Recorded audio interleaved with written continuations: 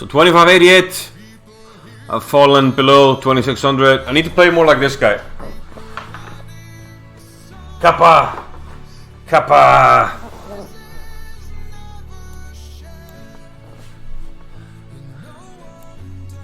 Dum dum. And echo the sound. Silence. The Benoni defense. Bf4, yes, of course. I think you should play.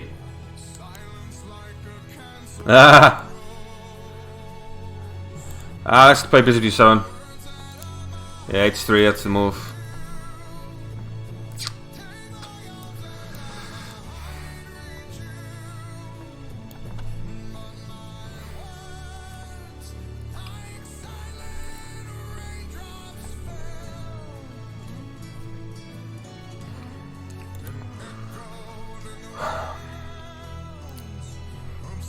I even forgot how I play against this.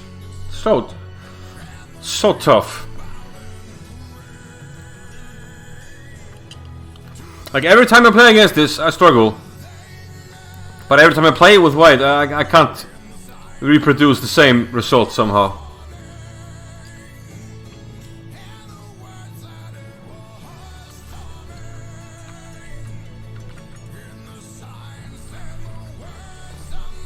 Okay, 98 to control this square a bit better.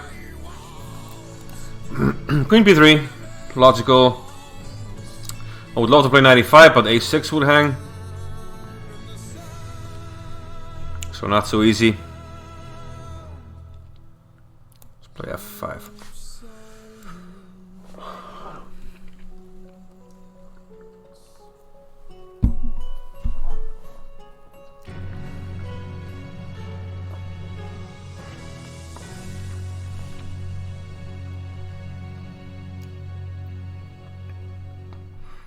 Yes, but then you have to remember them, and you don't have. Yeah, you don't have time for that in 3 minutes.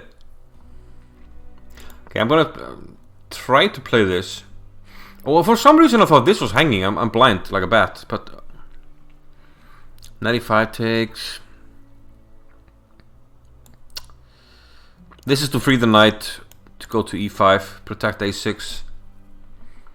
If I can do that, get the knight to e5. I can play f4 still. What's wrong with me? I don't need e2 to hang. f4 is to get the e5 square. Should have done that, and probably still should. I'm not sure about this move. I think the rook belongs on e1. You blundered the most wonderful game today. How? Now this hangs. Could play f4 still. Let's just do that. a5. Now I can maybe hopefully get some presence on these squares.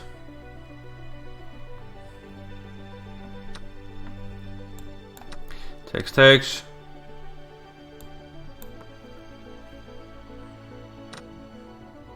You went from a +10 to -1. Well, yeah, I mean, you're not the first player to do that. We can all relate. That's why we're here to join in the misery, but also celebrate when things do go right, which they sometimes do. Fortunately, otherwise this would not be the game that we all love. I'm getting a bit of an edge on the clock, which I like. I got the b5 square as well. I think this has gone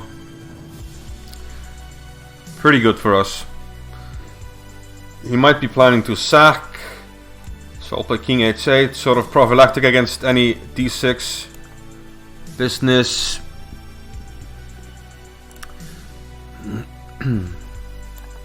This knight wasn't doing much, so we're quite happy if he trades. We'll take with a pawn. Why not? Get some dynamics here with the pawns. Bishop back. Maybe just target the a-pawn.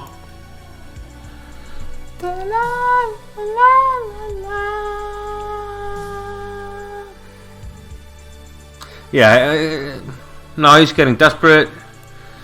Sacrifice, but the downside of the sacrifice is that I can take on a5 first. Protect this pawn, so he loses a pawn. Queen h3. Feels desperate, so let's go here.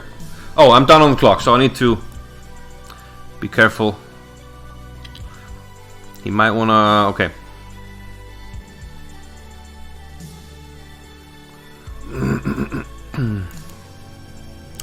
Desperation.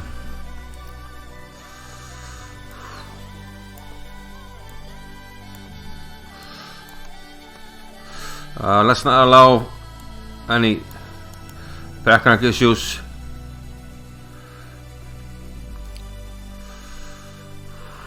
Probably b3.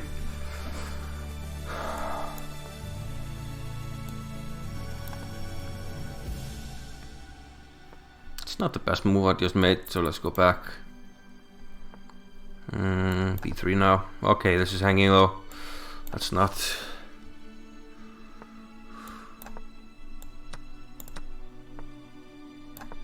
Now I'm just trying to make safe moves, yeah, and win on time.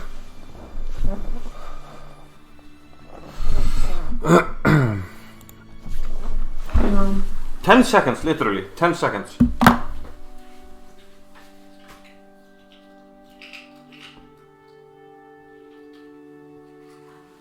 Maybe 20.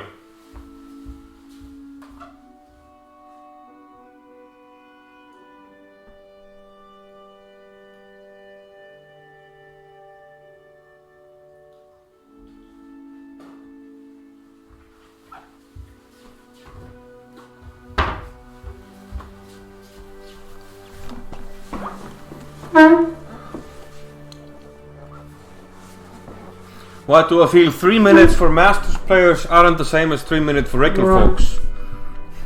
Well, because Master players have played so many games. My friend has played 1 million moves on chess.com.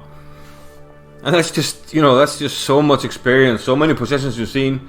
So you know what to do. You know what to do in so many situations. Let's have a game report and maybe we can illustrate things. Of course this goes up for an good international master will see things faster than me. He has seen more things. A good grandmaster will play also much faster and have better intuition in certain situations. Alright, Thomas, thanks for the sub. I like subs and pizza and Chinese food in that order. Do appreciate it. Takk fyrir, we say in Icelandic. So yeah, I decided to play. I've been gravitating more towards the modern Benoni instead of the Czech Benoni. It's just more. It's more fun to play, and I guess more fun to watch as well. I mean, Czech Benoni is close positions, more strategical, but the modern Benoni, it can get a lot more tactical at times. But also, it's also a strategical opening. So okay, let's go to bishop f4 and a6. Bishop g7 can be played. It can be played, but you need to have some ideas after queen a4 check. And this is a surprisingly tough move to meet. If you play either queen d7 or knight d7, you hang the d6 pawn. So you have to play bishop d7, but then comes queen b3. And now you have two pawns hanging, this pawn and this pawn. So queen c7 protects both. But then you always need to be on the lookout. Let's say after e4, you always have to be on the lookout for bishop takes d6 and then queen takes b7. So it's a tricky line. You can play like this with black, but like I said, you have to You have to have some ideas. Don X for me. What if white plays 4 e5? Is the idea you just win that pawn in the longer term? If white plays 4 e5, let's see.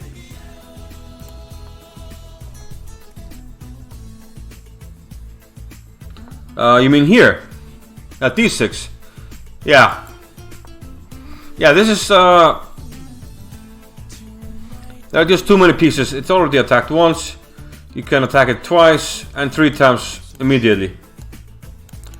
And the pawn will be lost.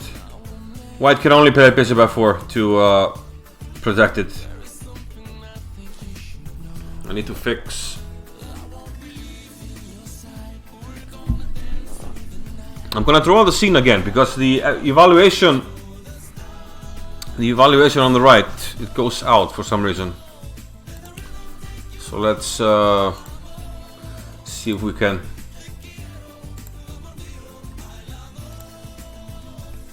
fix that somehow.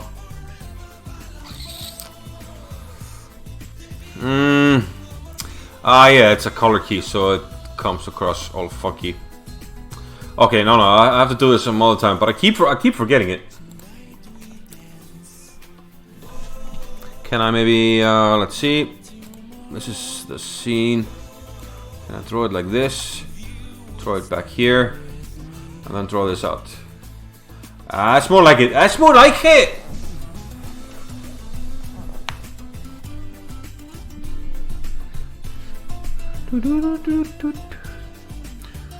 Hitting up Mark? Is that some other game or? Oh, you mean Mark Asseman maybe?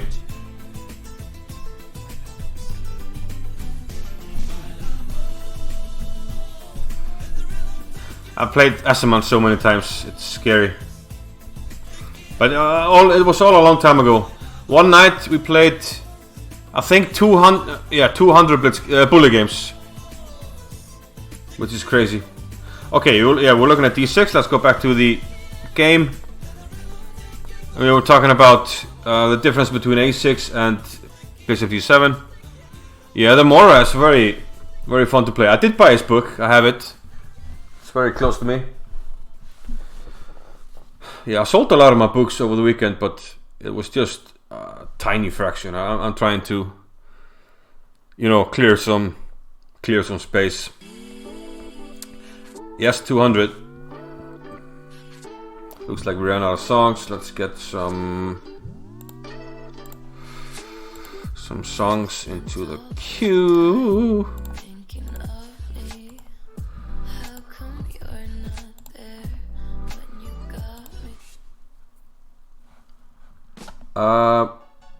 It's also important for white to play knight d2 first after queen c7, e4, bishop g7. Yeah, in the other line.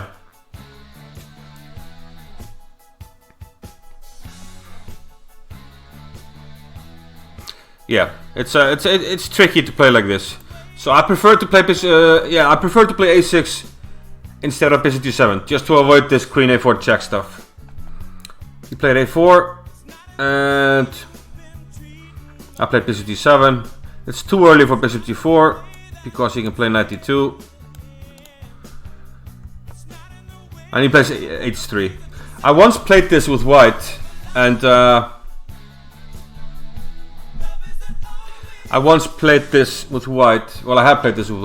In one game I played e3, and there I learned why you play h3 first. You play h3 first to prevent this, because now it's too late. Black sort of gets rid of a problem piece, and in the Benoni in general, it's often, if you can play bishop g4 and trade for the knight on f3, you sort of get rid of a logjam, and you also gain more control over the e5 square. So it's very often a useful trade for black. So this is why people go h3, and of course my opponent was very strong, he knew that. I castled e3, queen e7, bishop e2, castles. Yeah, and we're trying to focus on reasons why your masters can play like somebody said, why 3 minutes isn't the same for masters and others. It's because they can make, you know, quicker decisions. Computer doesn't like F5, but you know, it has some ideas. Like I played in the game G5 and F4, and once you play knight C7, you often play knight E5 to free up the bishop on C8, and maybe you even put it on F7 in some cases. So F5 can be useful. A rook D1 I don't like. Yeah, computer says rook F1, and the rook belongs there, lining up against the queen, which also would have more or less prevented my idea of playing F4, because you can take and maybe have some discoveries with the bishop. Knight C7, the idea was, like I said in the game, if I move this knight, he can take because of the pin. Once my knight moves, the rook is no longer protected. So knight C7 protects A6, and now F4 to get better control over E5 and also lock in his bishop. A5. Computer says it's excellent, but still think it's dropping the advantage to about equal. And now it's starting to prefer black a little bit. Knight takes E5, bishop takes E5. Now this is a bonus to bishop. Now this bishop controls this pawn, and in doing so we make this bishop bad. And even though both bishops are maybe kind of stuck because of that, this bishop is superior because it also controls squares on the queen side. Yeah, this is a dream Benoni position. Bishop F3, Queen T7, just a one move threat, and maybe useful as well because we do line up on this diagonal. So I'm talking about these like intuition moves. I know that the queen is better. I'm on this diagonal. I get out of a potential pin once he moves to rook E1, which is logical. I know he has some tactical ideas of, you know, maybe taking here, playing D6. Not right now, but soon. So after rook E1, I just play King H8. And having played a lot of Benonis, I know that after A5, and once I've tied it up, I know that the B5 square is loose. Or available for my pieces is a better way to say it. Eventually I thought bishop B5, but then I thought A takes B5. I have these nice fluid pawns who work well with my battery here, and also we create this weak pawn. And yeah, these points all came into fruition. Rook A8 attacking the pawn. Bishop, yeah, and like I said in the game, now he's just desperate, trying to open up, sacrifice stuff and open up lines. Maybe he missed that I take on A5, I don't know. If I take on G4 with a queen, he takes on B5. Material is equal, but now I'm just up a pawn and the position.